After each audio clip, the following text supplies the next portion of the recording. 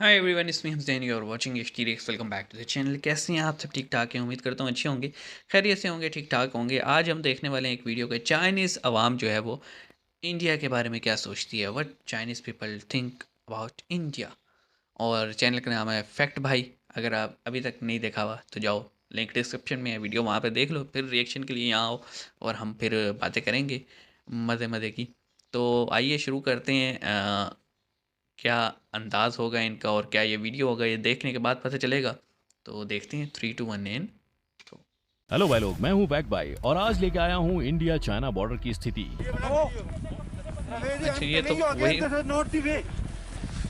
पर अब ये सुनो, चाइनीज हिस्टोरियन वैंग वेंगू ने एक इंटरव्यू में वो कहा कि एंशियंट चाइनीज लोग भारत को पश्चिमी स्वर्ग माना करते हाँ, थे। ये मैंने So सुना। they actually looked upon India as किसी a Western किसी heaven.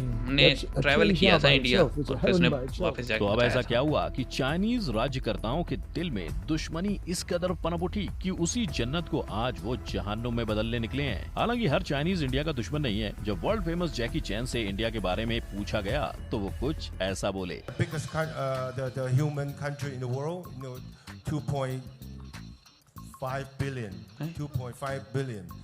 We should join together. यानी इंडिया चाइना के पॉपुलेशन एक हुई तो हम दुनिया पर राज करेंगे। पर जिस जनता के एक होने की बात जैकी चैन कर रहे हैं, उन्हें सिर्फ इंडिया की आंखें ही बाती हैं। क्योंकि जैसे ही उनसे ये सवाल किया गया कि क्या वो इंडियन को एज लाइफ पार्टनर चुनेंगे, उन्होंने कहा No way! पर हैं? चाइनीज यही नहीं रुके हैं। अब वहाँ के किन लोगों ने इंडिया के बारे में क्या कहा, वो क्या सोचते हैं और वो सोच आई कहाँ से, जानने के लिए चलिए शुरू करते चलिए हैं। शुरू नंबर करते 1, हैं। पॉलिटिशियंस। चाइनीज एम्बेसडर एची सुन एक कॉन्फ्रेंस में कहते हैं कि भारत और चाइना एक दूसरे के काफी महत्वपूर्ण पड़ोसी हैं। अगर भारत और चाइना की आबादी मिला दें तो वो दुनिया की आबादी का 1/3 हिस्सा है। बेसिकली हम चाहें 3 तो मिलकर बिलियन। पूरी दुनिया पे राज भी कर सकते हैं। पर ये सब दोगलापन है। द टेलीग्राफ न्यूज़पेपर के अनुसार चाइना ने इंडिया के अंडर आने वाले 1000 स्क्वायर किलोमीटर एरिया पे 2020 से कब्जा करके रखा है। मतलब एक तरफ दोस्ती का एक हाथ अब हुआ। बढ़ाना और दूसरी तरफ उसी हाथ से 1000 किलोमीटर स्क्वायर, बहुत बड़ा एरिया होता है। चालबाजी से चूकता नहीं है और उन्हें लगता है कि इंडिया और चाइना साथ में काम करके पूरी दुनिया की Conflict economic और होते हुए तो geopolitical साथ issues भी काम solve नहीं कर सकते होगा। हैं। पर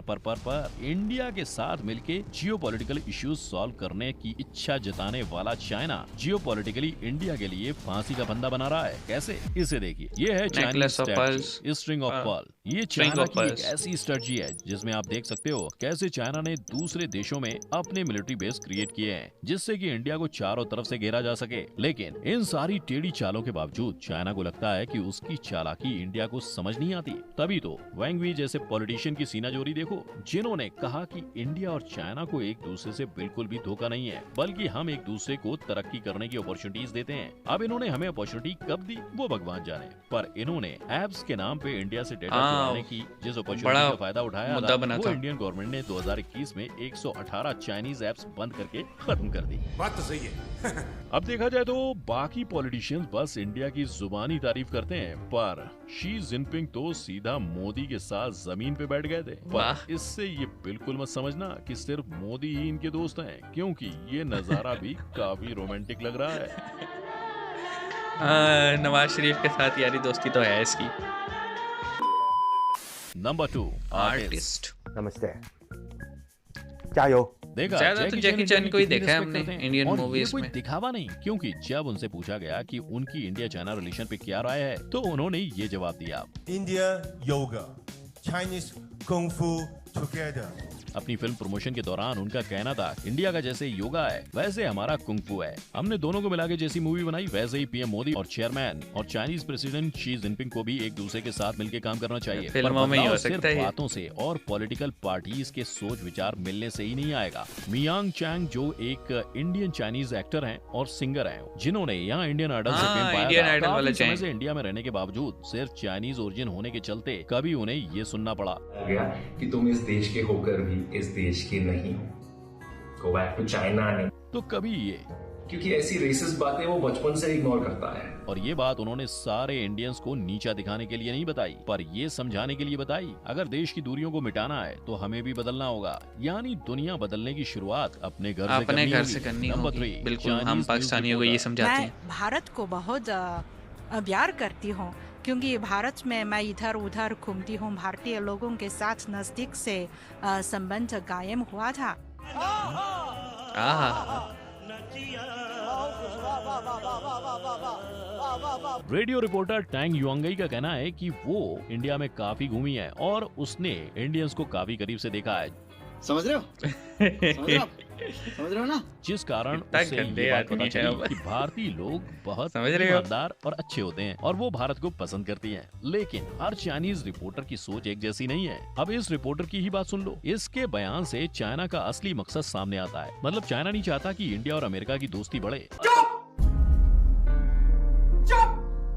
उसे कैसे भी करके इंडिया और अमेरिका की दोस्ती में दरार पैदा करनी है। पर आज इंडिया के खिलाफ खड़ा रहने वाला चाइना हमेशा से ऐसा नहीं था। ये देखो, जब चाइनीज हिस्टोरियन और पत्रकार वैंग वेंगवू का इंटरव्यू लिया गया तो उन्होंने कहा कि शुरुआती दौर में इंडिया और चाइना के बीच बस ट्रेडिंग चला करती थी, जिस वजह से दोनों के बीच सिर्फ व्यापारिक संबंध था। अच्छा, हमको सिखा दिया है। पर जब इंडिया से बुद्ध धर्म चाइना पहुंचा तो हालात बदल गए। वो भी इतने कि आज भी चाइना की ज्यादातर पॉपुलेशन बौद्ध बौद्ध धर्म को ही फॉलो है। करती है। चाइना में बुद्धिज्म का प्रचार करने के लिए एंशियंट चाइनीज लोग इंडिया को पश्चिमी स्वर्ग माना करते थे। Number 4, Chinese student studying in India. करीबन 3 लाख चाइनीज स्टूडेंट आज इंडिया में पढ़ रहे हैं और वो इंडिया के बारे 3 में लाख। क्या सोचते हैं ये जानना काफी दिलचस्प होगा, क्योंकि ये वो युवा पीढ़ी है जिनके 2 पॉइंट ऑफ व्यूज हैं। जैसे कि इस लड़के ने कहा, like IT digital technology hub. India में आने के बाद उन्हें पता चला कि इंडिया टेक्नोलॉजी हब है, क्योंकि चाइना में रहते थे। जो डॉक्यूमेंटरीज और न्यूज उसने देखी थी उसमें तो इंडिया की गरीब इमेज दिखाया कुछ गया होगा। ऐसी दिखाई जाती थी। और जैसे चाइनीज पाकिस्तान में स्टूडेंट दिखाया को जाता है कि इंडिया हर चाइना कोई के टोपी रिलेशन के पहन बारे के में पूछा गया घूमता है तो बॉलीवुड उन्होंने कहा मूवीज। कि सीमाओं पर हुए तनाव के कारण हालात काफी खराब हैं। ऐसे समय पर हमें साथ मिलकर रहना चाहिए और उन्हें नहीं लगता कि दोनों देशों में युद्ध हो। This is a challenge around the world. So we need to stick together and facing. कि हमने पॉलिटिशियंस के व्यूज़ भी देखे, हमने जर्नलिस्ट के व्यूज़ भी देखे, हमने आर्टिस्ट भी देखे और हमने स्टूडेंट्स भी देखे।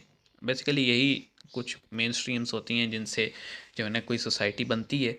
और इन सब को देखने के बाद मैं ये कहूँगा जी, हर जगह अच्छे लोग भी होते हैं और बुरे लोग भी होते हैं। बल्कि नहीं, इसको ऐसे कहेंगे, हर जगह अच्छे लोग भी होते हैं और अच्छे लोग नहीं भी होते हैं। बुरा किसी को नहीं कहना चाहिए, ठीक है। तो उनकी अपनी अपनी सोच होती है जी, अपने अपने मोटिव्स होते हैं और देखने की नज़र वाला होता है। आप किसी चीज़ को देखें, आपको अगर आप खुद अच्छे हैं तो चीज़ अच्छी नज़र आएगी। अगर आप खुद, आपका मिजाज ऐसा है कि आप सिर्फ गलत ही सोचते हैं तो आपको उस चीज़ में कुछ ना कुछ कमी, खामी, खराबी नज़र आ ही जाएगी।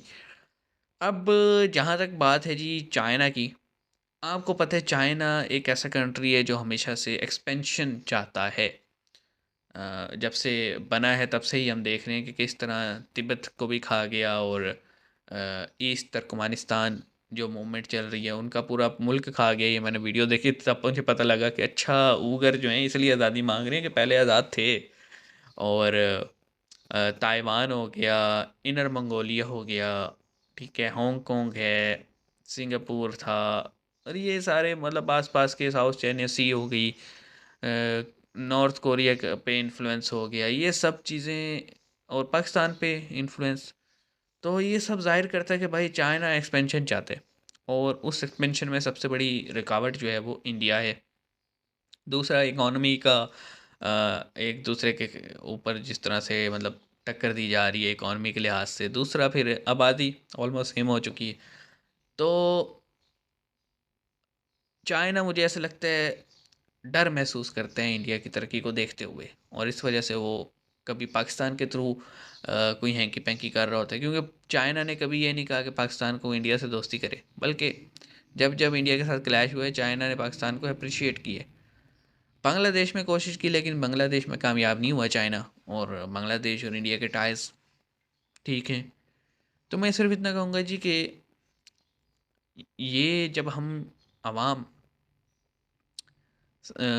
अपने घर से ठीक हो जाएगी ना, तो फिर जो पॉलिसी मेकर्स हैं उन्हें पॉलिसी चेंज करनी पड़ती है। जैसे अभी चाइना में कोविड के ख़िलाफ़ आवाम इकट्ठी हो गई तो इन्हें चेंज करनी पड़ी पॉलिसी। इसी तरह जब चाइनीज़ अवाम कह देगी ना कि हमें किसी से जंग नहीं करनी, तो शायद चाइना की पॉलिसीज़ भी चेंज हो जाएंगी। और जिस दिन पाकिस्तानी अवाम भी उठ खड़ी होकर कह देगी कि हमें इंडिया से जंग नहीं करनी, तो हमारी भी पॉलिसी चेंज हो जाएगी। It start from our own home. तो हमें अपने घर से कोशिश करनी है, और जहाँ हम जैसे लोग या फिर बहुत सारे और लोग हैं जो कि अपने अपने कंट्रीज़ में दूसरों को यही कह रहे हैं कि भाई हम क्योंकि ह्यूमंस हैं तो हमें हमारे लिए ह्यूमैनिटी सबसे पहले होनी चाहिए। इस तरह हम सबको कोशिश करनी चाहिए, हालात बेहतर हो ही जाएंगे। अदरवाइज़ एंड ऑफ टाइम, कलयुग, ये सब जो हैं इन सब में यही बताया गया है एक ना एक दिन ख़त्म तो होना ही है जी सब ने। तो बेहतर नहीं है कि अच्छे से गुजार के ख़त्म हो। मिलते हैं नेक्स्ट वीडियो में, अपना ख्याल रखिएगा। सी यू गाइस।